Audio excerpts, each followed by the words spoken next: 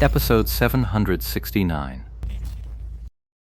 Just as Crispine gritted her teeth and tried to both dish out damage and hold aggro as the MT, the ancient dragon Ralden suddenly spun around, its pitch-black eye sockets locking onto a new target in an instant. OT! Xinlu was shocked. He quickly shouted out. The DPS players had mostly figured out the boss's attack pattern by now, and were happily trading blows without much danger. Never imagining that Invincible Most Handsome was looking down on them from above, it turned out their side was the one to pull OT first. In that instant, the player who pulled OT actually felt a secret thrill. This is a common mindset among many DPS players. They don't see OT as shameful, they wear it as a badge of honor. It's a powerful testament to their damage output. That way of thinking isn't wrong. OT does prove your damage output is strong, but that's all it proves.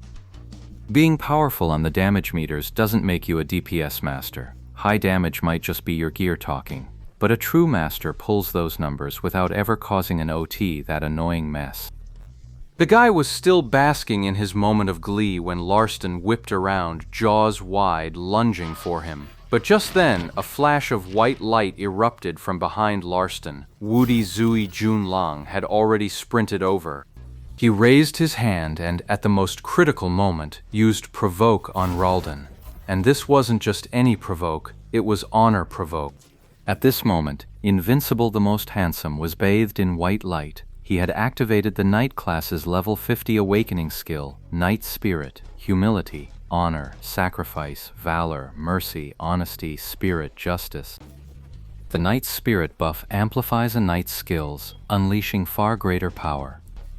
Provoke could also be considered a control skill. Besides generating a massive amount of aggro, a key effect was that it stripped the target of autonomy, forcing them to attack only the provoker for the next 3 seconds. Now, with Invincible Handsome buffed by Knight Spirit, his taunt had been upgraded to Honor Taunt. Not only did it generate double the aggro, but the forced duration also increased to 5 seconds. It wasn't that there were no NPCs immune to taunts, but the ancient dragon Ralden wasn't one of them. Provoked by Invincible Stylish, the bite aimed at the DPS who had pulled OT hadn't even landed yet when it immediately twisted its neck and snapped toward Invincible Stylish, who had charged out at an angle. Using a forced taunt the moment OT happens, it's a standard trick in any MT's playbook. This kind of maneuver was second nature to Crispine. But the problem was that right when the DPS pulled OT, his Provoke was on cooldown. Provoke isn't the kind of skill you spam. You keep it on standby for emergencies. But Crispy Bean wanted to both hold aggro and deal damage. To save time, they used these emergency skills the moment they came off cooldown. By weaving them all into the rotation, they actually managed to make the aggro more stable.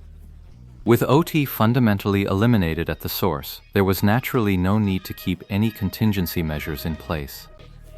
The problem was, Crispine wasn't trying to lock down aggro. He just wanted to use those high aggro skills to cut back on his threat rotation and free up more slots for damage.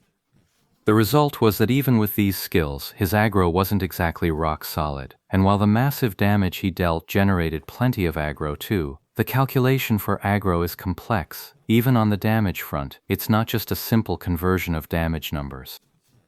During the attack, critical hits, bleeds, poisons, armor breaks, all sorts of conditions, each one generated a heap of extra aggro. In short, Crispine's aggro management ultimately lost out to the aggro generated by the DPS players going all out, and he hadn't left himself any emergency measures. Fortunately, Invincible Most Handsome stepped in. As the ancient dragon Larton swung its head toward him, everyone breathed a sigh of relief. Invincible Most Handsome had already swapped his gear. The dragon-slaying axe was stowed away, his knight's sword and shield back in hand as he squared off against Ralton. Stop attacking! Xinlu shouted as he switched targets, beginning to heal Invincible Most Handsome. Under the taunt, the ancient dragon Ralden actually sidestepped a few paces to the side. Despite the ancient dragon's massive frame, its movements were anything but slow. With just a few sidesteps, it actually dodged Crispine's attack. If that was all, Kyudo would have already started cursing up a storm. Unfortunately, that single sidestep from Ralden dodged not only Kudu's attack, but also the attacks from those other damage dealers. Those DPS clearly hadn't managed to cancel their attacks after Sinlu's callout, but Invincible Handsome, after taunting Ralton, sidestepped while blocking. Ralton chased after him, naturally shifting his own position, and in that single pull, he dodged the DPS's attacks as well. This was, without a doubt, a textbook tanking maneuver. In a rescue situation, you always try to drag the boss away from everyone else's attack zone. After all, not everyone has the presence of mind to stop attacking on a dime, so Wudi Zui Junlang's move was beyond reproach. Even Guido themselves would have done the same. Unfortunately, that dodge also evaded Kudu's attack, which left Kudu deeply resentful. For now, it was safe, but danger lurked beneath the surface. Because those 3 to 5 seconds don't follow the normal aggro rules, so when they're up, it's hard to say exactly where the aggro will land. Normally, when the MT makes a move, they'd spend those 3 to 5 seconds locking in aggro, making sure that once the taunt wears off, the boss's aggro snaps right back to the tank. The rest of the team stops their DPS, of course, to avoid adding pressure while the tank is still stabilizing the aggro.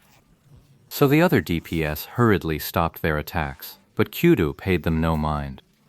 If he could use taunt right now, he'd have already yanked the boss back.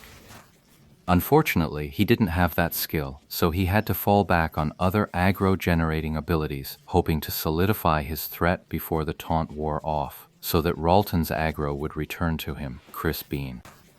But to his surprise, that swing of his sword cut through nothing but air,